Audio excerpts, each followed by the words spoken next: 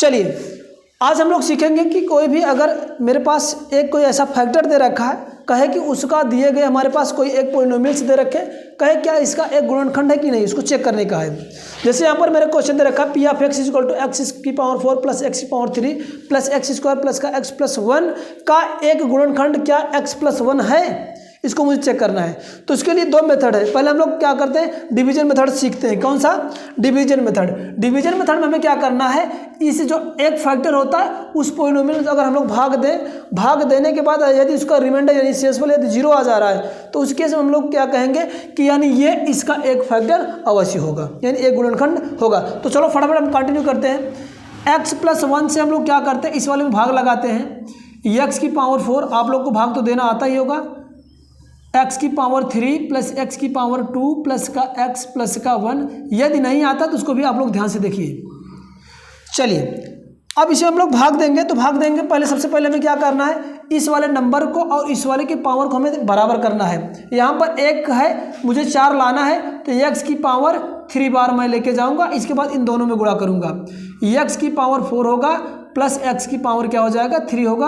भाग देने पे आप लोग खूब अच्छे जानते हैं घटा जाता है, घटाने पर जो वैल्यू आया वही क्या होगा, उसका साइन कन्वर्ट हो जाएगा, प्लस रहेगा तो माइनस, माइनस रहेगा तो प्लस। ये कैंसिल आउट होगा और यह कैंसिल आउट हो जाएगा। तो यहाँ पर इसका शेषफल 0, इसका भी शेषफल 0। फिर नेक्स्ट ये दोनों नंबर हम लोग उतारेंगे, जो बचे रहेगा एक्स स्क्वायर प्लस का एक्स बचा है, तो इसको हम लोग क्या करेंगे, अब इसमें कैसे कितने एक्स का गुणा करूँ जिससे ये एक्स स्क्वायर आ जाए। तो हमें लोगों को पता है एक्स है, ये एक ठो एक्स चाहे तो एक्स से गुणा कर देना हो तो क्या आ जाएगा, एक्स स्क्वायर प्लस इसका गुणा करेंगे तो आ जाएगा ये एक्स, और यहाँ से इसको घटाएंगे ये माइनस ये कैंसिल आउट, ये भी कैंसिल आउट। यहाँ पर ये 1 आ जाएगा यानी 0 आएगा दोनों केस में। बचा भी क्या, ये 1 मेरे को बच गया। क्या बच गया, ये 1 बच गया।